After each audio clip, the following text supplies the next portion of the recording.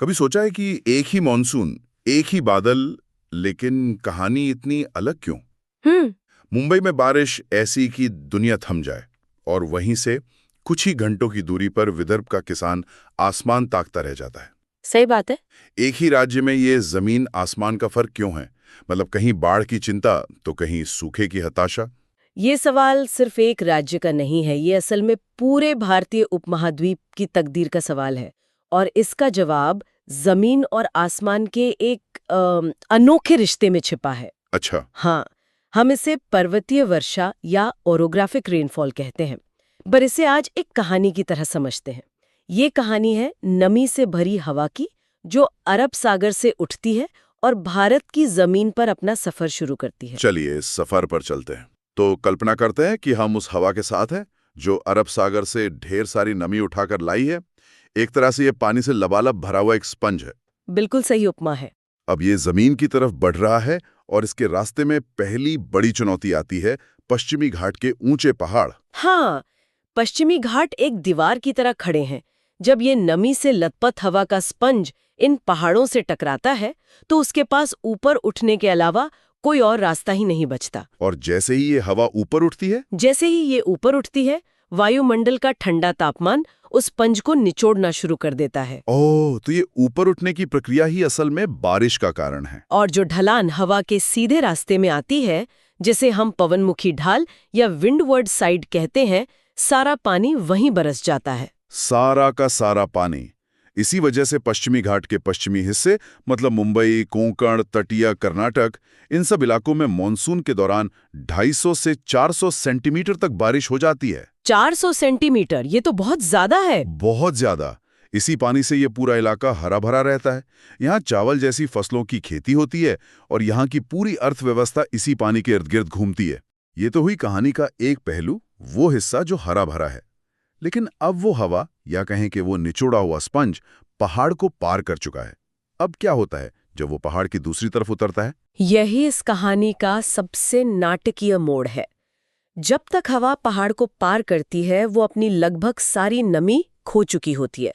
अब वो एक सूखी, भारी और गर्म हवा बन चुकी है। अच्छा। और जैसे ही ये हवा पहाड़ की पूर्वी ढलान यानी पवन विमुख ढाल या लीवर्ड साइड पर नीचे उतरना शुरू करती है, वो और भी गर्म हो जाती है।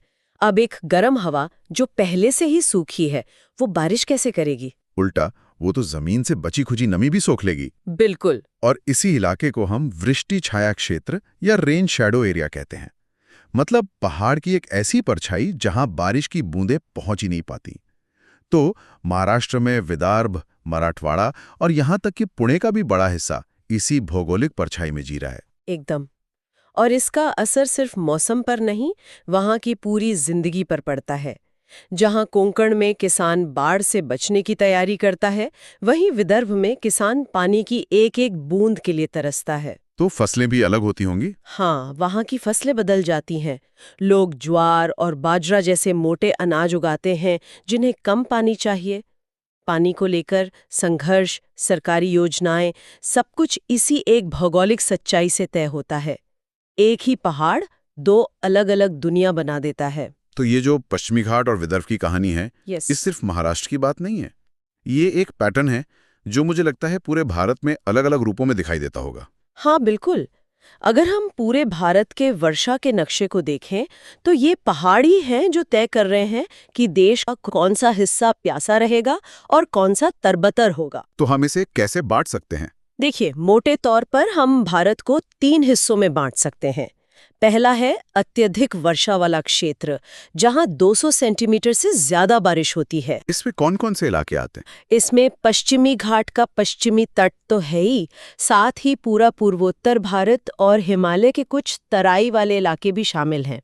ये वो इलाके हैं जहां पानी की कोई कमी नहीं है। और फिर आता होगा वो बीच का रास्ता, जहां न बहुत ज्यादा न बहुत कम बारिश होती हो। उसे हम मध्यम वर्षा वाला क्षेत्र कह सकते हैं, जहां 100 से 200 सेंटीमीटर के बीच बारिश होती है। इसमें गंगा का विशाल मैदान, गुजरात के पूर्वी हिस्से और तमिलनाडु का तट आता है। अच्छा, तो ये एक तरह से भारत का गोल्डीलॉक्स जोन है। हाँ, कह सकते हैं, जहां बारिश खेती के लिए बिल्कुल पड़ी होती है।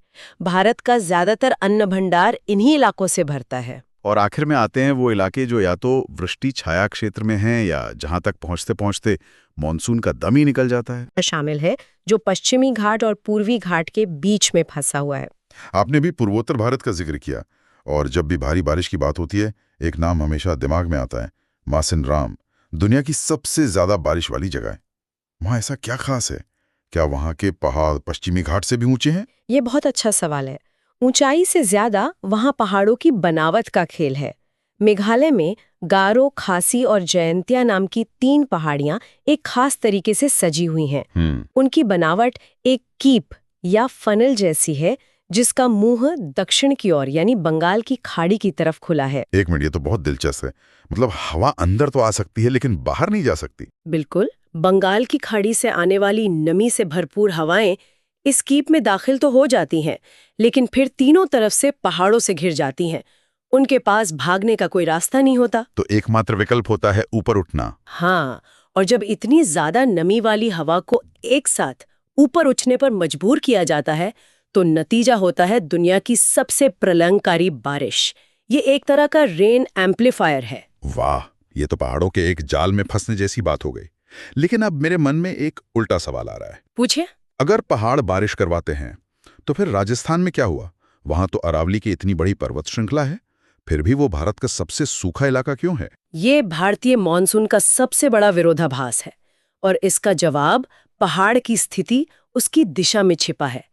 अरावली पर्वतमाला मानसून के हवाओं के रास्ते में दीवार बनकर खड़ी नहीं होती, तो फिर? बल्कि वो हवाओं के समानांतर यानी पैरेलल चलती है। अच्छा, तो इसका मतलब नमी से भरी हवाएं अरावली से टकराने की बजाय उसके साथ साथ बगल से निकल जाती हैं। हाँ, अरावली एक दीवार की तरह नहीं बल्कि एक गाइड की तरह काम करती है, जो हवा को रास्ता दिखाकर आगे हिमालय की तरफ भेज देती है। तो हवा को ऊपर उठने के लिए कोई बड़ी रुकावट ही नहीं मिलती। सही पकड़ा। इसीलिए बादल नहीं बनते और बारिश नहीं होती।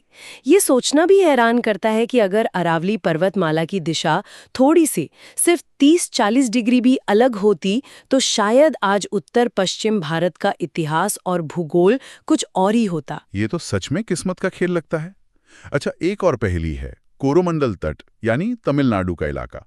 जब पूरा देश जून जुलाई में मानसून का स्वागत कर रहा होता है तब वहां ज्यादातर सूखा रहता है। वो किसके वृष्टि छाया क्षेत्र में आते हैं? वो एक तरह से दोहरे वृष्टि छाया क्षेत्र में है। दोहरे? वो कैसे? देखिए, अरब सागर से आगे वाली मानसूनी हवाओं को तो पश्चिमी घाट रोक लेते हैं, और बंगाल की खाड़ी से जो मानसून की शाखा आती है वो उनके तट के समानांतर बिना टकराए उत्तर की ओर निकल जाती है। तो गर्मियों के मुख्य मानसून में उन्हें ज्यादा पानी नहीं मिलता? नहीं मिलता। तो फिर वहां बारिश कब होती है? उन्हें इंतजार करना पड़ता है मानसून के लौटने का। अक्टूबर-नवंबर में जब मानसून उत्तर पूर्व दिशा से वापस लौट रहा होता है, तब वो बंगाल की खाड़ी से नमी उठाता है और कोरोमंडल तट पर भारी बारिश करता है। ओह, इसीलिए चेन्नई में बाढ़ की खबरें अक्सर हमें सर्दियों में सुनने को मिलती हैं, गर्मियों में नहीं। बिल्कुल सही। तो अगर हम आज की इस पूरी बातचीत का सार निकालें तो ये साफ है कि भारत में बारिश का वितरण एक बहुत ही जटिल खेल है, जिसके मुख्य खिलाड़ी पहाड़ हैं। उनकी ऊंचाई, उनकी दिशा, उनकी बनावट, यही सब तय करता है। हाँ, यही तय करता है कि किसे अमृत मिलेगा और किसे सिर्फ इंतजार। और ये सब असमानताएं होने के बावजूद पूरे भारत की औसत वार्षिक वर्षा करीब 110-120 सेंटीमीटर है, जो कि कागज पर तो काफी अच्छी लगती है। हाँ, लेकिन ये औसत एक धोखा है। असल कहानी तो उस औसत के पीछे छिपे इन चरम विरोधाभासों में है, और यही असमानता भारत की सबसे बड़ी ताकत भी है और सबसे बड़ी चुनौती भी। वो कैसे? इसी ने हमारी कृषि में इतनी विविधता पैदा की है। एक तरफ धान है तो दूसरी तरफ बाजरा। इसी ने हमारी संस्कृति को इतने रंग दिए हैं। कहीं पानी बचाने की परंपरा है तो कहीं नदियों के उत्सव मनाए जाते हैं। बाढ़ और सूखा, ये दोनों एक ही भौगोलिक सिक्के के 2 पहलू हैं, जिसने सदियों से भारत को घड़ा है। हमने देखा कि कैसे ये विशाल पर्वत श्रृंखलाएं पूरे क्षेत्रों की जलवायु और तकदीर को आकार देती हैं। लेकिन उन स्थानीय और अचानक आने वाले मौसम के बारे में क्या, जो भारत के अलग अलग हिस्सों में रोजमर्रा की जिंदगी को परिभाषित करते हैं? आखिर वो कौन सी ताकतें हैं जो उत्तर भारत में जानलेवा लू पैदा करती हैं और पूर्व में विनाशकारी काल बैसाखी लेकर आती हैं? इस पर भी सोचना दिलचस्प होगा।